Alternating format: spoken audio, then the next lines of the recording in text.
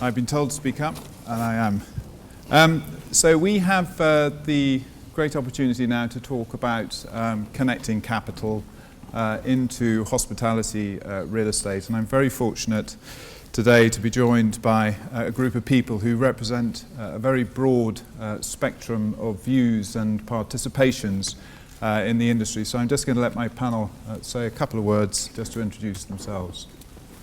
I'm Nadeem Bagani. I'm the Vice Chairman of Splendid Hospitality Group. We're a family-run business, and the family has interests in healthcare as well as restaurants. Within the hotel space, we have 20 hotels, from luxury to limited service, and from London to the provinces. Good afternoon. I'm Philippe Bijawi, Vice President Development for Intercontinental Hotel Group. Hi everybody, Nick Chadwick from Connecting.Capital Group. I'm a Vice President in the Hotel Asset Management team. Starwood is a global real estate private equity investor. We're not Starwood Hotels and Resorts. Look, everybody would have mentioned we used to be Connected, no longer. Just get that out of the way. But we've invested in a lot of hotels, but also general real estate. The kind of investments we've invested so far, like Principal Haley Group, De Vere Venues in the UK, but also across the rest of Europe as well. Good afternoon, I'm Charles Kerwin-Taylor, Director of Corporate Affairs at Gatwick Airport.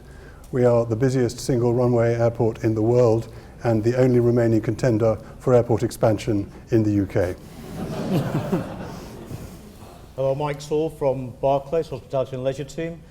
We have grown up an industry specialism since 1998 and look after all aspects of leisure, all the discretionary spend areas from the small units, SMEs, right up to the multinationals like IHG. So as you see, a very diverse group of views here. And what we're going to try and do again post last Thursday is to deal with the short term first of all, and then I do want to try and concentrate on some of the bigger trends which we see as a firm, JLL, out over the horizon. Take the panel's views and thoughts on that. But dealing with the here and now, and Dean, you were mentioning that you clearly invested in a range of leisure businesses. You mentioned various things happened on Friday. Just give us a sense of what's changed in your world post-Thursday.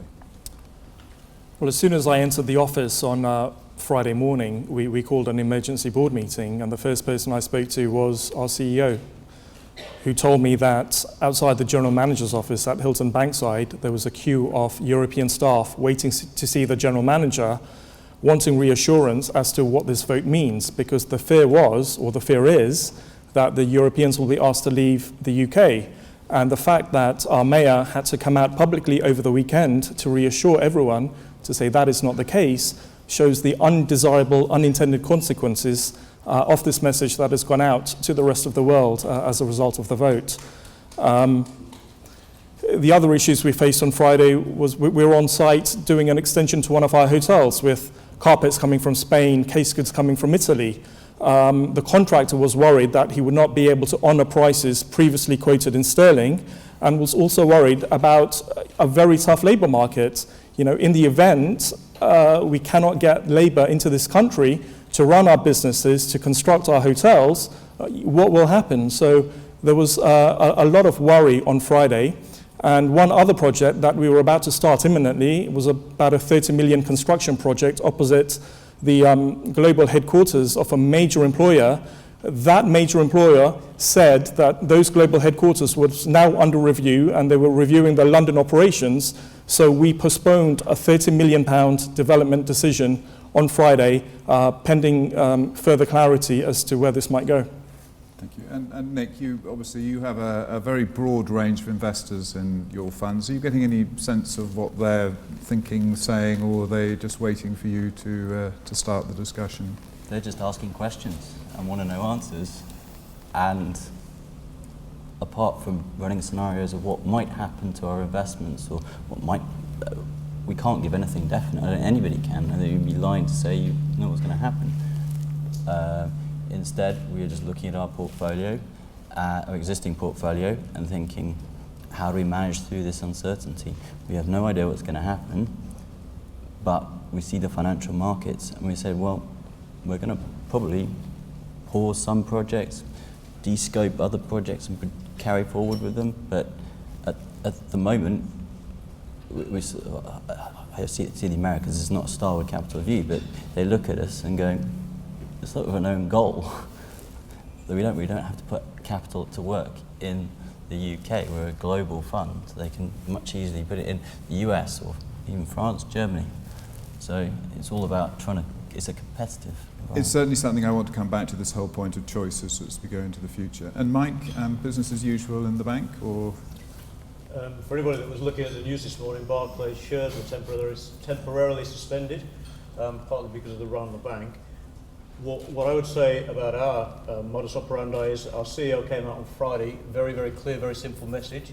Let's not second guess what might happen.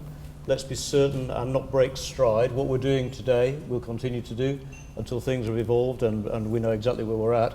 Loan commitments, customer commitments generally, absolutely no change. The issue about customers worrying about exchange rates and whether they'll be in the money, out the money in contracts, that's something that does need tackling. There are ways and means to deal with that, but I mean, just to put it exactly where it is, we had contingency loan documents out that were hinging on whether we stayed in or out of Brexit. So customers couldn't go ahead, or there was a slowdown in mergers and acquisitions. We're in the same position again today slightly because investors will be considering what their options are. But for those customers that we're involved with and where we got commitments, loans, operational banking or guarantees, absolutely no change. So we're trying to keep it as simple and there's no panic, it's just carrying on as we are. Good. Well, thank you all. Again, we will come back to a number of these issues as we go through, but as I said, I wanted to try during this discussion to concentrate on some of the bigger trends which we're seeing out there around the investment market. And just I'm going to use some slides as we go through as a basis for some of the questions. But again, I have a lot of information on the hotels market because it's my particular piece, but the interesting thing to share with you today was that our transactions market was actually slowing down fairly significantly, during 2016. And it's often a fairly good guide for how investors feel about the market segment generally. Again, the Brexit piece is going to have its own effect on the UK. Bear in mind this is global, this is not UK. But just Nick, coming back to you first of all, clearly the opportunities which you sit there in front of you as far as hospitality is concerned, what are the pieces which excite you about what's happening in the market today? Certainly the UK we were heavily invested in, and we see that as an attractive market. That fundamental view isn't going to change. It's a good place to do business, and hopefully will be. There is market uncertainty, political uncertainty, but within that there are certainly, it may not be the time to do a big macro bet on the UK economy, but there will always be sectors that are particularly attractive, or etc. For example, we've got a current investment that in the apart hotel sector in London, where we bought four apart hotels, and we feel that's a very, I think it was talked about this morning, I think that's a sector we like the fundamentals behind it, so, and also just repositioning certain assets. There's always going to be stuff that can be done and invested in, so you can't get too down, even if you think there may be a correction in prices.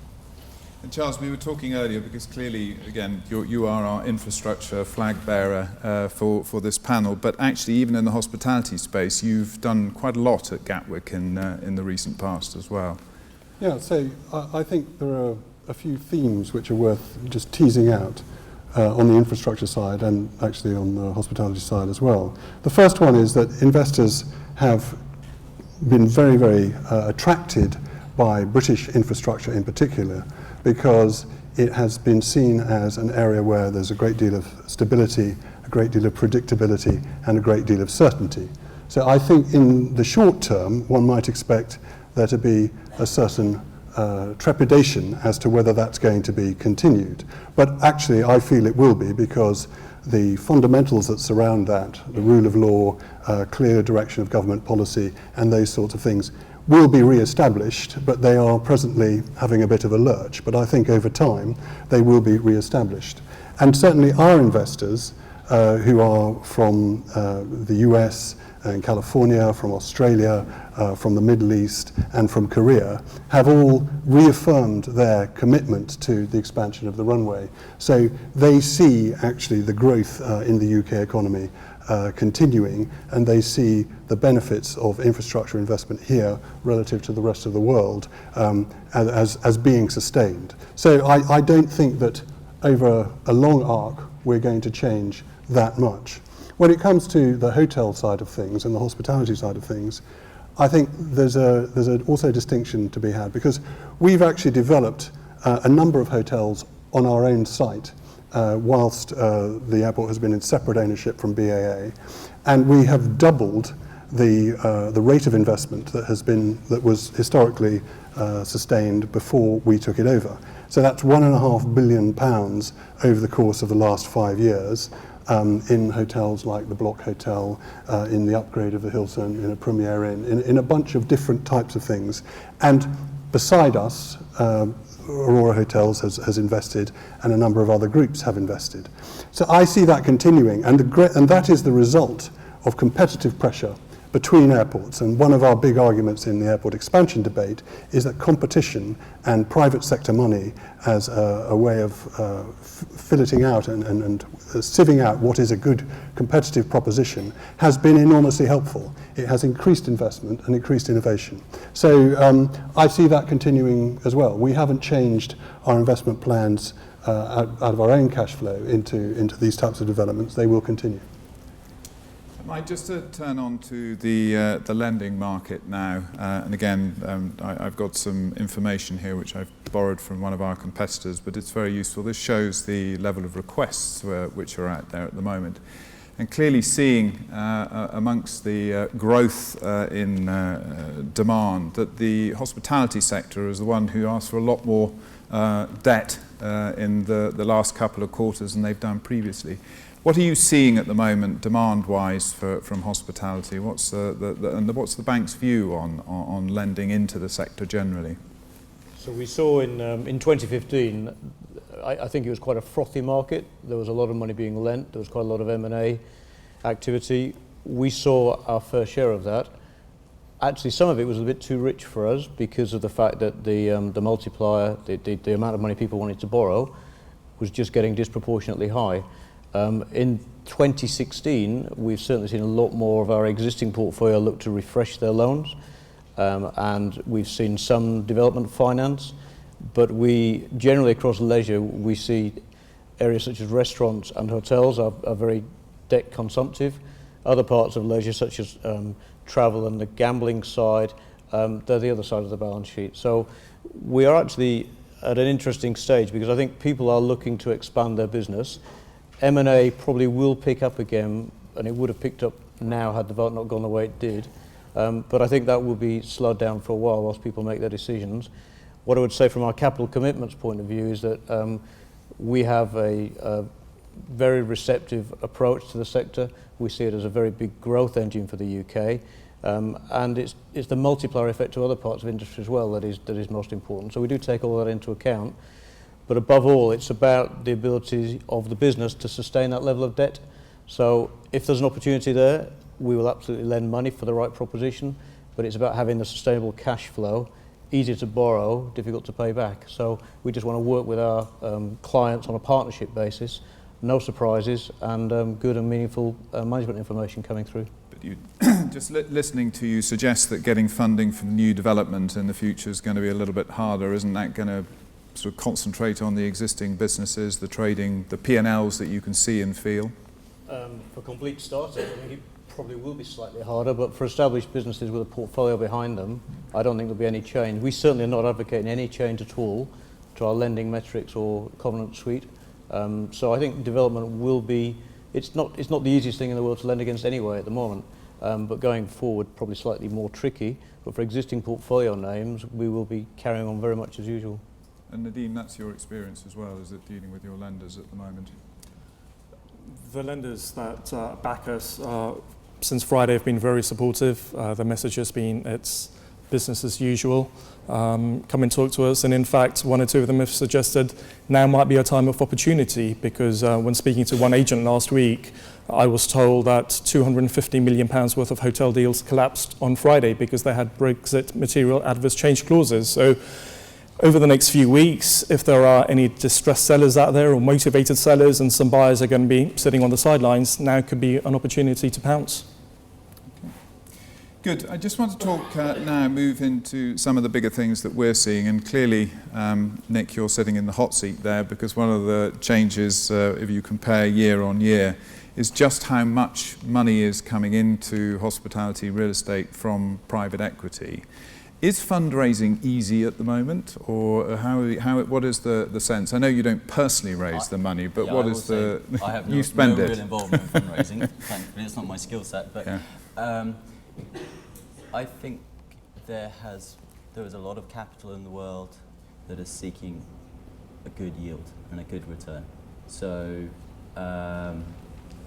there has been some very big funds raised, and deploying that is certainly, it has been done. Will that probably slow down over the next thing? I really don't know. We have to see. Maybe UK dedicated funds from pension funds outside may see that, but we're a global investor, and when we look at our portfolio, I think something like in our latest funds, 70% of our assets are outside the UK, predominantly in the US, so that offers good protection. But it's been an exciting time for the private equity thing, with a lot of stuff being done. So. And Philippe, the one thing on this slide which always takes us by surprise is just seeing how much hotel operator money is going back into the market. Tell us a little bit about what you think that trend is, and who's doing what. First of all, I think over the last 2-3 years, we have seen an enormous movement into transfer or change of ownership of our assets. We have more than 5,000 hotels worldwide, 300 in the UK. Only last year, half of our portfolio have changed hands, and which is a lot. It's enormous. We've never seen that before. The other trend we see is in terms of investors, newcomers coming to hotel real estate. I think the last crisis made good for us, because offices didn't go very well, retail didn't go very well, and investors realized that an empty office, it brings nothing, and have actually incurred cost, and the hotels are never empty and are bringing some cash flow. So we've seen last year and this year we have signed the first hotel transaction from European pension funds, which have never done hotels before, with management contracts, which is unusual. We used to have pension fund investors which were buying hotels under lease agreement, like Union Investment, DIFA in the old days. Today we have a new investors coming in, so that's a major change. I just want to move to this whole piece of the UK. Obviously, UK hospitality has done very well out of offshore investors, and I've got a slide there which is showing that maybe not so well this quarter. But if we look at it last year, the UK was one of the major beneficiaries. I know you look at projects in London all the time. We were talking about one this morning. What's the sell for offshore capital coming into to the UK alongside your brands at the moment? I think the sustainability of the UK market, especially London, if you look at the past trading figures over the past 6-7 years, with the 2008 crisis, there was a slowdown of a few months, I think in London, maybe a year, and it bounced back quite rapidly. So looking back over the last 10 years, I think it's a pretty safe investment, pretty attractive for investors from abroad. And I think also in terms of new supply, I have to say in hotels the new supply in certain city has been much lower than the new demand. I've saw a study, for example, in Paris, not because I'm French, but the number of rooms in 2014 was the same than in 1994 in a city like Paris. And of course, the demand went up. So I think there is a lot to do in Europe, in the UK for foreign investors, and the demand is good. But I think from my perspective as well, just to chip in, again, having had a number of people come and visit us over the last 10 days, I spent the morning with an investor, an offshore investor this morning, who again asked a lot of questions. But what I always remind myself is just how much demand there is, particularly for London real estate. And as we said, we put out a piece of research a few years back which identified 15 people chasing after every London investment. Now, even if half of that lot's gone away, it still leaves quite a lot of people to work with, frankly. So I think, again, in terms of the capital city piece, where all of those which we're seeing there, in terms of the offshore move of capital, will be the ones who are going to be as interested in 6 months' time as they were 6 months back. And our own prediction is that we'll probably see a significant portion of offshore capital still coming into to this region, whatever happens around Brexit. Now, Philippe, I want to now turn to this whole question of M&A in the hospitality world, and again, I'm going to talk about restaurants and other segments. But we have a lot of guys out there with a small number of properties who are doing just fine. Whether it be under franchise, etc. Now, clearly, whatever we read, there's a huge amount of brand consolidation which still can take place. How excited is a company like IHG about becoming bigger and bigger with more and more rooms around the world? First of all, if I can come back to last year, we bought Kimpton Hotels and Restaurants. It was a perfect match for IHG. Adding 62 hotels, and now we made the perfect combination of American know-how boutique hotel brand, well established in the US, and the capacity of IHG with its distribution and global reach to develop outside the US. And we signed the first hotel out of the US in Amsterdam earlier this year, and a second one to come very soon. So that was we're still looking at opportunities like Kimpton Hotels and Resorts. So that's our position at the moment. Otherwise, organic growth is making more sense for us as long as we don't find the right merger opportunity, and we focus on quality growth and growth of all 7 brands in Europe. And Nadine, going into your portfolio, you're mostly branded, aren't you? How do you feel about doing things without brands in the future, creating your own concepts? Do you find them reassuring? Do you find them sufficiently well priced? We have some unbranded hotels in our portfolio, and in the right city, for the right size of property, we'll definitely consider unbranded hotels. The intermediaries, the third-party intermediaries, has completely changed our decision over the past few years. So if you're trading at a sensible price point, if your social media is good, if your internet marketing is good, there is an argument to say, well, sometimes you don't need the power of a brand to fill up in certain locations and smaller hotels. But I think for the larger investment decisions, for the larger hotels, banks like the comfort of a brand. So I think that strategy will carry on for us. But is it the same in the restaurant space? I mean, again, there's no brands in nursing homes at the moment. Not that I'm aware of, anyway. No brands in the nursing home space, but meritocracy is at the heart of everything we do. So we believe in excellence throughout the organization. Competition is a way of life, and as long as we have excellent standards throughout the organization, we believe we'll be peak performers going forward. And Mike, I know it always used to be the case, if it didn't have a brand, don't bring it to me, and I'm not saying to you personally, but often when we were talking to lenders, has that thought process changed, and how does it strata across the industry?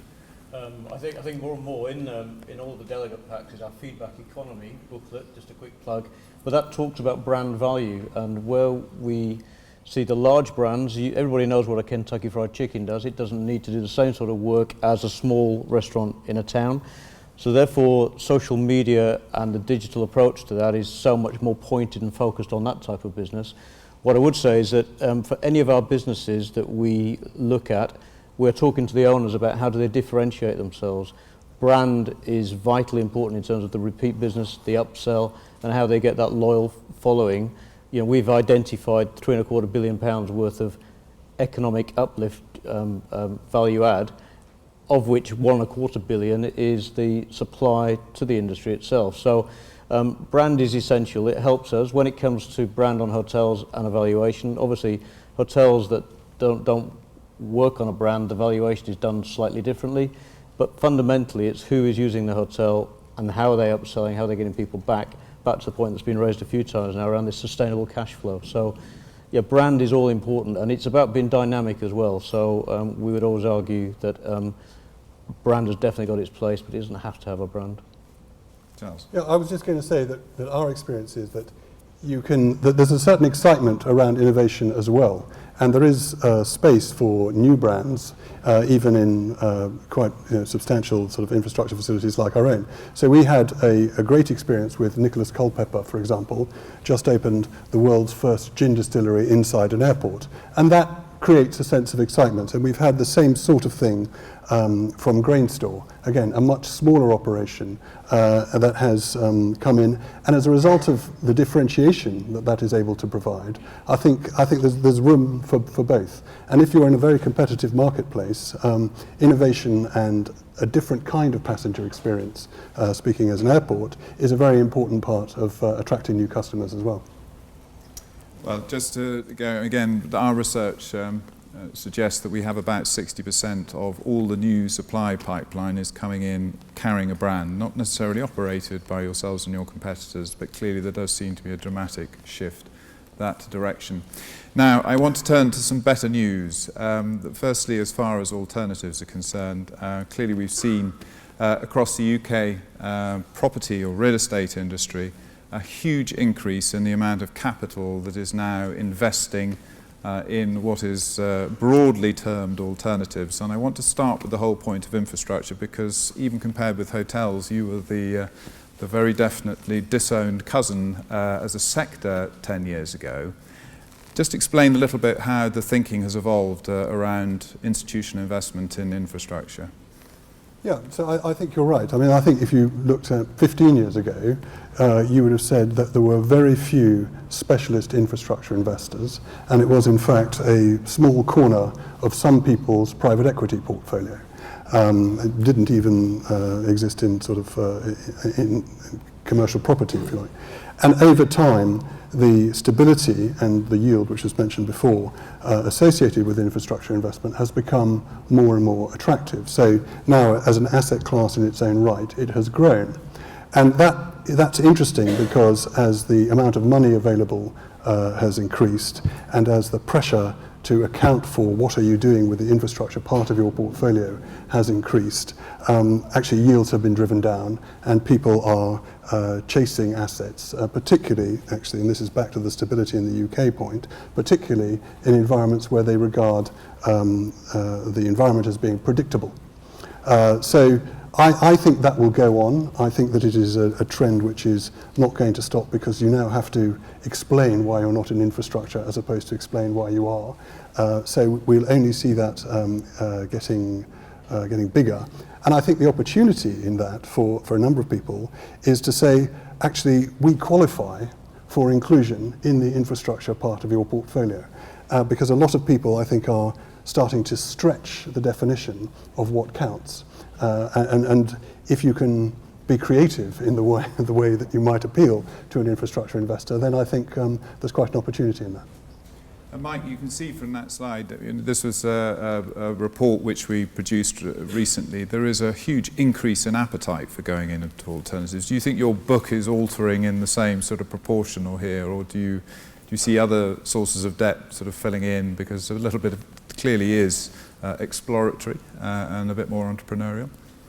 I think there's a place for crowdfunding. We've already seen a range of businesses take that on as an alternative source of funds. We are not a mezzanine or equity funders. We always work on the senior debt side and very particularly on the operational side. So yeah, I think the opportunistic growth of alternative sources of capital will continue. I think things like the EIS scheme in its history has been extremely successful. So with government support, with tax efficient lending mechanisms, and the adjunct of crowdfunding where there is a chance for people to be amateur entrepreneurs, I think there's a real place in, and we see it in some of the larger businesses, some of the pubcos, for example. So I think from the small units to the large units, it will continue. And Nick, again, because you're opportunist investors, you often jump first. I mean, it strikes me as strange just seeing how this company like Lend Invest is growing so quickly that we're all looking at it, think, well, that's what they do. This is what we do. Do you ever look at this type of sector in the company at all?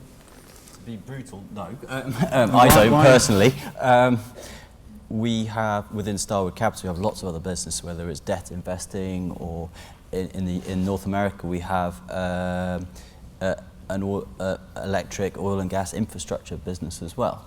And that's much more developing and trying to generate that yield. Anything with a yield in today's environment is going to be attractive, and the longer and more secure that yield is going to be, the more attractive and easier to finance it is. So we will look at it. We will look at anything, but we're predominantly focused on real estate. And clearly, Nadeem, again, just looking at this information, the market's evolving very quickly at the moment, and other sectors are actually taking a bigger portion of this increase in capital, such as the private rented sector, student housing. How do you look upon this? Is it something you think, I better get into student housing? You probably are already. Yeah, absolutely. I think diversification for us as a family is very important. So if there are other opportunities we can get into, great. There is one student housing project we're looking at the moment, simply because we haven't been able to get hotel planning consent on this one site. To get planning consent in this country is absolutely tortuous. And just by chance, I started reading the planning rules around student housing, and they seem to be a little bit more relaxed than for hotels. So just by default, we're looking at student housing. Good. I just want to finish off before I open for some questions, just to deal on one big, again, which I think is very good news, trend which we're very firmly seeing around the business, and this is clearly the increase in exposure to real estate generally. What I've got here is a little comparison about what equities have produced over the last several years, 10 years back, against global real estate, and you can see that we're looking pretty good from a comparable perspective, and I should imagine after what's happening today the answer will be even better as well. What we as a house are predicting that we will probably have an extra $1 trillion available from institutional investors. Again, look upon, this is around the world. This is sadly, only a portion of this is going to likely come to the UK. But there is about to be a huge increase in allocation. And if I give you a little bit of thought process behind that, again, we have the Japan Sovereign Wealth Fund, who thus far has not invested a single yen in real estate, who've just said that they will now permit part of their funds to be put there. And again, you go the whole way up the curve there, where common thinking is that the correct portfolio construction is to have around 11% of your assets in real estate. You can very quickly see how much more capital becomes available. And my last question to my panel, which I'm going to sort of think about, or ask them to think about openly, is that we've, as a sector, hospitality, because it is cyclical, it's got all the other aspects that we know about, we've always been looked upon as being the bit that you go into after. Now, Charles, you started the discussion as saying now it's the piece that, or bit that you're in, is the one that you should have as part of the portfolio. But how do you see this evolving? Is it going to be easier to get money in the future, or is it, have you come up with all the arguments now that means that you get your fair share? Well, speaking for infrastructure, I think I've made it clear I'm very optimistic that this will go on. The one thing I would say, which is sort of pertinent to the current debate, is as the investment horizon stretches out over so many years, the thing that you really want to be able to hold on to as you try and work out what the yield is going to be is certainty. So you need to be able to predict the outcome at the beginning. And one of the things that we would say about our own proposition, the Gatwick proposition, is that it is absolutely clear that it can be delivered It can be delivered fast, it can be delivered on budget, to the point where we've made guarantees to the government about our own pricing. That means it's very transparent and very easy for the government to decide. On the other side, if you have any susceptibility to doubt and any vulnerability about the case, either from a legal point of view, an environmental point of view, or a delivery point of view, that's going to be very unattractive, because you do need, over these long periods, a certainty case. So we have made a big point about certainty of delivery, and I think that's going to be important for everybody in our sector. And Philippe, how does IHG get a bigger piece of this little pie? I think we have to listen carefully to what these investors want and take the time to explain our industry. It's not obvious, it's not always easy to understand for a newcomer in that environment. A management contract, for example, I mean the complexity of the system, or explaining, no, it's your bank account, but we are running it, and it's your employees, but we are deciding what they do. It's a fairly complex type of agreement. It takes some time for new investors to understand it, and I think we are here as a brand to first of all explain all that, make the investment more valuable, bring value to this investment with our brands, with our technical services, in order to make this investment still attractive, and also, like Charles says, remove some uncertainties as much as we can. First year of operations, overall cost, structures. And Mike, from a lending perspective, huge influx of capital, how does it affect your business? Well, I'm not aware of any lenders changing their position or having a curtailment of capital. What I would say, I suppose my top tip, if you like, is that over-communicate with your lender, and there should be no surprises. So if you're in the market to buy, then keep looking. The opportunities will be there. In terms of capital, there is plenty of capital around.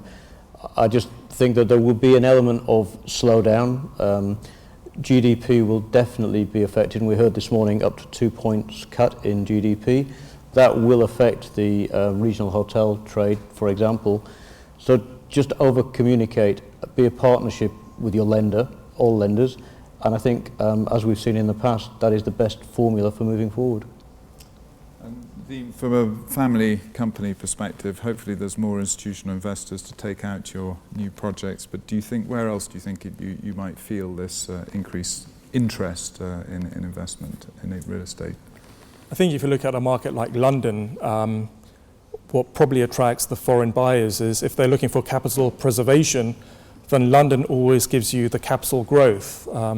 We've done luxury hotels in London, we've done bed and breakfast hotels in London, but every 5 or 10 years, the price per key almost doubles. I remember the time when I was at school and an Earl's Court bed and breakfast hotel was going for 50,000 a key. When I was at university, it went for 100,000 a key. When I qualified as a chartered accountant, it was almost at 200,000 a key, and it's been rising upwards since. So I think the long-term capital appreciation in London is very attractive to a lot of these foreign purchasers. Good. Well, I hope that's as positive a note as we can generate. Any questions before we finish up? Yes, there's one over there from Andrew. Thank you, Mark. Andrew Sanger, hotel analyst. On Friday, Mark Carney made quite clear that he's got a big bazooka to deploy, £250 billion worth. That's clearly going to go into more QE and other asset purchases, likely to drive down gilts. Other central banks are probably going to take a similar line. I was interested in the panel's thoughts as to what a post-Brexit world looks like in terms of yield. Well, I can start that one off because we already jumped on Friday, again saying that we thought that for yields generally it would be a 50 basis point outward shift. I think in terms of what happens next, which sector gets hurt most, our house view is that the residential, luxury residential in particular, will be the sector that is most adversely affected. But we've said 50 bips as a starting point. I think, to be honest, Andrew, a lot of it depends on what happens with lending, because with the income aspects, I won't say they are more predictable, but clearly all of our various algorithms and knowledge, we can look at what is going to happen with income. But if we find that whole scale, the banks are finding it more expensive to lend money, then whatever you charge comes off the property yield. As I say, our house view is that 50 bips is a kick-off. Does anybody else want to add to that? Clearly not. Any other questions? Good. Jonathan, thank you. Please thank my panelists. Very great. Thanks very much. Thank you.